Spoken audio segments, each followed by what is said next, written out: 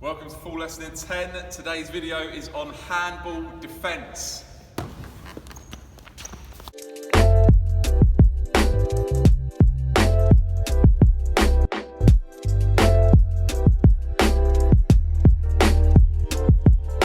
my first lesson of handball will be very gameplay based. So students get used to the rules. They'll probably watch a clip of an actual handball match so they can get a feel for what the gameplay looks like. It also gives you a chance to do a bit of a baseline assessment. Now for my second lesson, or first real focus lesson, I'd always start with defense for two reasons. First reason is the students get used to contact early, and the second reason is that zonal defense is really what gives a handball match its shape. So here's some objectives that you can take. All of these will be based around physical competence.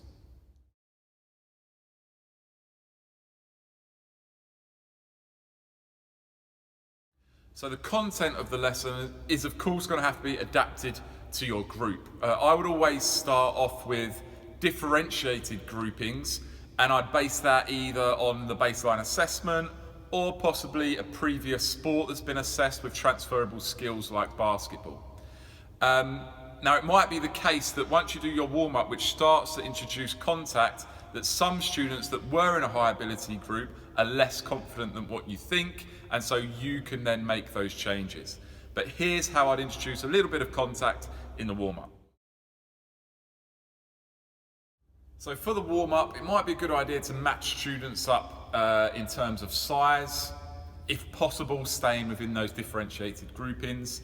And the first thing I'll ask them to do is move into space, and then when I blow the whistle, they're going to perform a chest pump, or for those more confident, a jumping chest pump.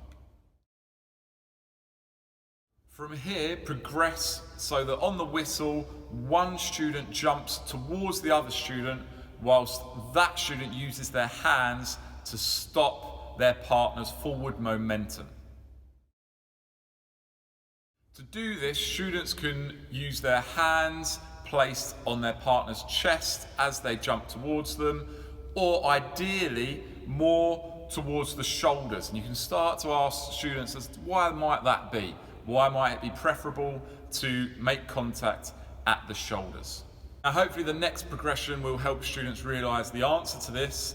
So we'll give each pair a handball, and then they still move in space, pop pass into each other. And then when I blow the whistle, one student, the one with the ball at the time, will perform a fake shot, jumping into their partner. They then place their hands on the chest, or ideally the shoulders, to stop that forward momentum.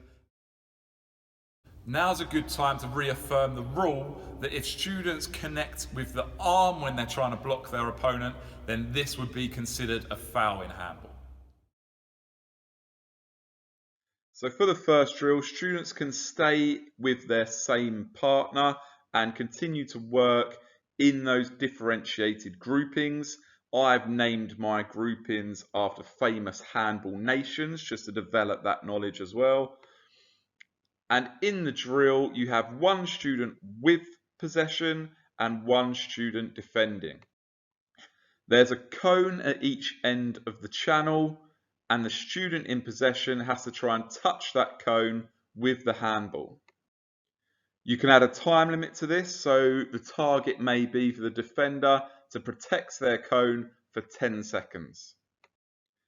It will look a little bit like this.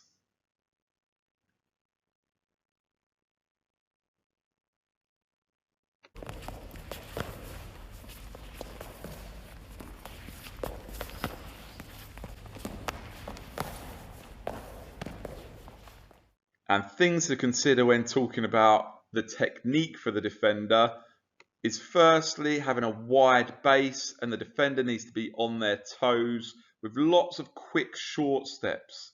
The defender doesn't want to be spend too much time not connected to the ground. That could mean that they're off balance when trying to defend against the attacker. It's also important to have arms up and weight slightly forward, because you want to be, as a defender, stopping the momentum of the forward who is aiming for a particular target area. In a game of handball, that would be to jump into the area and take a shot. During drill 1, it's important that students know what constitutes a foul in handball.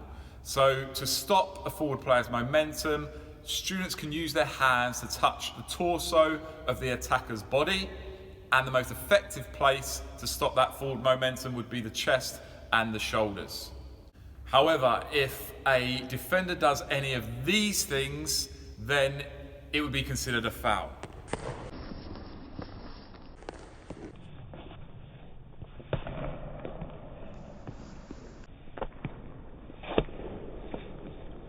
At the same time, the attacker cannot do this.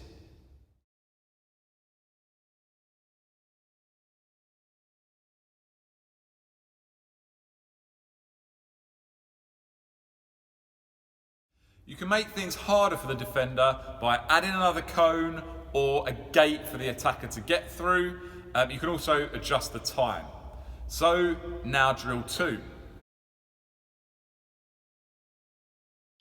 So the next drill is a team-based drill where students actually start to look at blocking shots. And we can use our differentiated groupings here. So we might have a higher confidence or higher experience match and a lower confidence or lower experience match, assuming you've not got a big enough space to have both going on at the same time. Now, the students that aren't playing in the game, they can be observing one of the defenders and giving them some feedback at the end of this mini match. So that might just be some kind of data as far as how many shots were successfully blocked, or it might be something a bit more qualitative. So the green team in this animation are the defense, and they set up shop on the halfway line. Now the whites are attacking. They have 2 handballs to attack with, and their aim is just to hit the back wall behind the defense. So for every time they hit the back wall, they get 1 point, and it's the defenders that have to try and stop that from happening using some of the techniques you've already taught them. So attackers can't take shots deep in their own half. They have to take shots in the shooting zone, which is between those blue and yellow cones. We can use some of the students from the teams that are currently off to collect the balls and throw them back into the opposite half. In this drill, we want to get across that you don't necessarily have to fully block a shot, but just stopping an attacker's momentum can make that shot weak enough and help our goalkeeper out. So hopefully, if a defender does a good enough job, the attacker might still get the shot off, but it might not be good enough to score a point and hit that back wall. At this stage, I wouldn't discuss much about defensive tactics. Instead, this would lead to a bit more of a discussion following the first round of matches. So after everyone's had a go in that game situation, you can discuss what worked and what didn't work for the defensive team.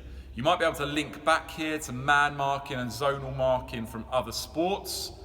And hopefully you'll come to the conclusion that despite the fact that the attacking team might be able to create some mismatches, zonal marking is certainly the preferred option.